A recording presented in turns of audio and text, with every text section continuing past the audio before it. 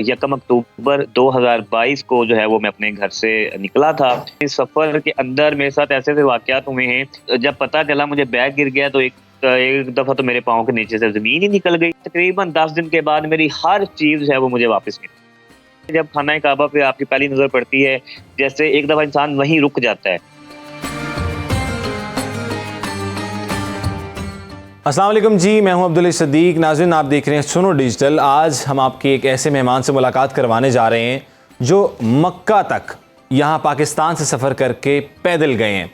रोज़ा मुबारक भी उन्होंने देखा, उनको सादत मिली और मक्का मुकर्रमा में इस टाइम मौजूद हैं। हज के फ़राइज़ भी अंजाम दे रहे होंगे। हमारे साथ हैं उस्मान अरशद। उस्मान, अस्सलाम वालेकुम। सबसे पहले तो बहुत मुबारक हो आपको कि आप वहाँ पर पहुँच गए हैं खैर आफ़ियत से। अब कैसा फ़ील कर रहे हैं और ये सफ़र किस तरह से शुरू किया, क्या ख्वाब देखा, आपके दिमाग में कैसे आया कि आप पैदल वॉक करके मक्का मुकर्रमा तक जा पहुँचे? वालेकुम अस्सलाम, खैर मुबारक। मैं पहली मर्तबा ही सऊदी अरेबिया में आया हूँ। एक मुसलमान होने के नाते हर इंसान की ख्वाहिश होती है कि वो मक्का मुकर्रमा आए, मदीना मुनव्वरा भी जाए। और सारे लोग चूँकि जहाज़ के ज़रिए आते हैं, तो मेरी ख्वाहिश थी कि मैं पैदल सफ़र करूँ। पैदल चलने का मुझे शौक़ भी है और मैं समझता हूँ कि जब आप पैदल सफ़र करते हैं तो आपको बहुत कुछ सीखने का मौका मिलता है। तो इससे पहले चूँकि मैंने 2021 में ओकाड़ा से चाइना बॉर्डर तक पीसफुल कंट्री के लिए पैदल सफ़र किया था। वो जब मैंने सफ़र मुकम्मल किया तो मुझे आइडिया ये हो गया कि मैं पैदल चल सकता हूँ। तो उसके बाद फिर मैंने हज की नियत की कि इंशाल्लाह अब जो है वो मैं हज पैदल करने जाऊँगा। यकम अक्टूबर 2022 को जो है वो मैं अपने घर से निकला था और 6 महीने 13 दिन का सफ़र करते हुए 5400 किलोमीटर ये सफ़र था, जो कि मैंने 6 माह और 13 दिन में मुकम्मल किया। और जब मैंने सफ़र शुरू किया यकम अक्टूबर को, डेफ़िनेटली बहुत सारी सोचें इंसान के ज़हन में होती हैं, क्योंकि आपने अगर पाकिस्तान के अंदर ही सफ़र करना हो तो भी आपके ज़हन के अंदर बहुत सारी सोचें होती हैं।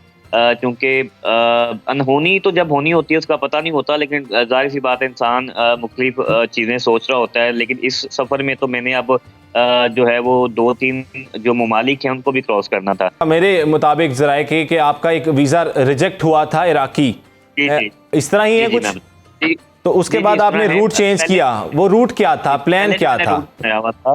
पहले जो मैंने रूट बनाया हुआ था, प्लान ये था कि पाकिस्तान से ईरान, ईरान से इराक, इराक से कुवैत और कुवैत से सऊदी अरेबिया। लेकिन चूँकि मुझे आइडिया था कि इराक जो है वो वीज़ा नहीं देता है, एक्चुअल में वो ग्रुप की शक्ल में वीज़ा देता है और ज़ियारतों का वीज़ा देता है। वो कहता है जी कि आप यानी कि ज़ियारतें करके यहाँ से वापस जाएँगे, आप इसको क्रॉस नहीं कर सकते हैं। और फिर कुवैत का आपको आइडिया होगा, कुवैत ने तो कई सालों से पाकिस्तानियों के वीज़े जो हैं वो बंद किए हुए हैं। तो ये गवर्नमेंट, मैं समझता हूँ कि गवर्नमेंट की मदद के तहत शायद हो सकता था। वैसे शायद वाला लफ्ज़ निकाल ही दूँ, डेफ़िनेटली मैं समझता हूँ कि ये कोई इतना बड़ा काम नहीं था। एट लीस्ट गवर्नमेंट्स के आपस में इतने तो तल्लुकात होते ही हैं, और जब एक बंदा इस तरह के वीज़ा के लिए जा रहा हो तो अगली गवर्नमेंट्स भी मेरा ख़्याल है कोऑपरेट करती हैं। बहरहाल पहला प्लान ये था। फिर प्लान बी ये था कि अगर इराक वीज़ा नहीं देता या कुवैत का वीज़ा नहीं मिलता तो फिर ईरान से जो है वो मैं यूएई जाऊँगा।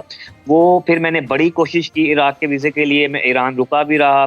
आखिरकार यानी सफ़र रोक नहीं सकता था, तो फिर मैंने रूट को तब्दील किया और फिर मैं ईरान से यूएई आ गया और फिर यूएई से जो है फिर मैं सऊदी अरेबिया दाखिल हुआ। खैर आफियत से आप पहुँचे। 6 महीने का ये तवील सफ़र था, मुश्किलात का सामना भी करना पड़ा होगा, गर्मी सर्दी मौसमी जो तब्दीलियाँ होती हैं उनको भी बर्दाश्त करना होगा।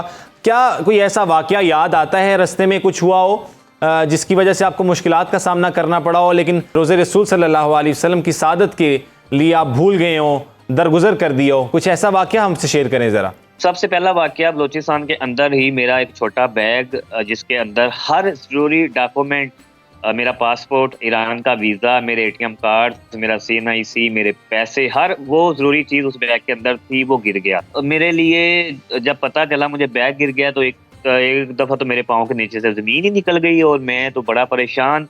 उस वक़्त मैं बलूचिस्तान के अंदर है पंचपाई का इलाका।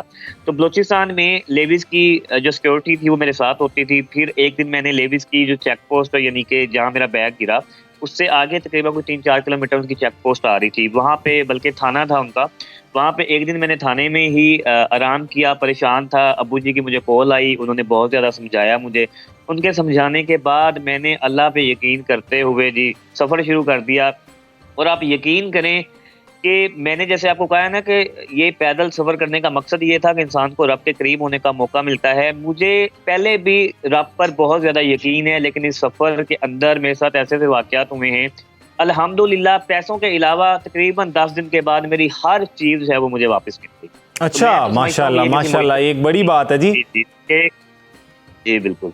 कितने पैसे लेके निकले थे उस्मान अपने घर से जब आप निकले, रवाना हुए, तो क्या अमाउंट लेके निकले और रास्ते में सोचा नहीं क्या होगा, किन किन मुश्किलात का सामना करना पड़ा, सहरा में भी रहे कुछ अरसा, तो डर नहीं लगा किसी चीज़ से? कुछ कैश जो है वो मैंने अपने पास रखा हुआ था, जब मुझे ज़रूरत पड़ती थी तो मैं उसको यानी कि इस्तेमाल कर लेता था। और अब तक का जो मेरा खर्चा हुआ है वो 2 मिलियन हुआ है, 20 लाख रुपया तकरीबन मेरा जो है वो खर्च हो चुका है। और सहरा के अंदर बहुत सारी रातें गुजारी हैं टेंट में, लेकिन बात ये है, मैं ये समझता हूँ कि जब आप एक चीज़ के बारे में सोचते हैं तो वो हो जाती है। मतलब अगर मैं महसूस करता रहता जी कि मैं डर को महसूस करता और मैं कहता जी कोई आ जाएगा, तो मुझे लगता है कि शायद कोई आ जाता। लेकिन अल्लाह का शुक्र है, क्योंकि जब अल्लाह पे यकीन करके अल्लाह की राह में निकले हुए हैं, तो मैं समझता हूँ कि एक मुसलमान का ये यकीन है कि जब आप अल्लाह की राह में निकले होते हैं तो फिर अल्लाह जो है वो आपको अकेला नहीं छोड़ता। उस्मान अरशद, मुझे ये बताएं, जब आप 6 महीने का तवील सफ़र तय करके पहुँच जाते हैं मक्का मुकरमा, पहला नज़ारा डलता है, तो क्या फील थी, क्या कैफियत थी, वो थोड़ा सा ज़रा एक्सप्लेन करते हैं? यकीन करें, मैंने कभी नहीं सोचा था कि मैं जो है मक्का मुकरमा जाऊँगा, मदीना जाऊँगा, जाकर उम्रा अदा करूँगा और फिर जो इतना अहम यानी कि इस्लाम का रुकन है, फ़र्ज़ यानी कि वो अदा करूँगा। तो वो एक अजीब कैफ़ियत सी होती है जब खाना काबा पे आपकी पहली नज़र पड़ती है। जैसे एक दफ़ा इंसान वहीं रुक जाता है, आपकी जहाँ नज़र पड़ती है आप रुक जाते हैं। उसके बाद देखिए, ये ज़रूरी नहीं होता कि हर इंसान की आँखों से आंसू निकलें, ठीक है? अब क्या होता है कि कुछ इंसान की आँखों से आंसू निकलते हैं, जब निकलते हैं बहुत ज़्यादा निकलते हैं। बाज़ वक़्त क्या होता है कि पहली मर्तबा नहीं निकलते, लेकिन जब आप दूसरी दफ़ा गए हैं या तीसरी मर्तबा गए हैं, तो वो बस अचानक से जो है वो आपके आंसू निकलना शुरू हो जाते हैं और फिर मेरा ख्याल है कि फिर आप दिल खोल के रोते हैं। आप अल्लाह ताला के आगे बारगाह में पेश हो जाते हैं। सही कह रहे हैं आप। आखिरी सवाल है मेरा उस्मान, मुझे ये बताइएगा कि नेगेटिव फीडबैक भी मिला आपको, लोगों ने तंज़ भी किया, लोगों ने मजाक भी उड़ाया, नाकदीन ने बड़ी चीज़ें कही, उसको किस तरह से टैकल किया?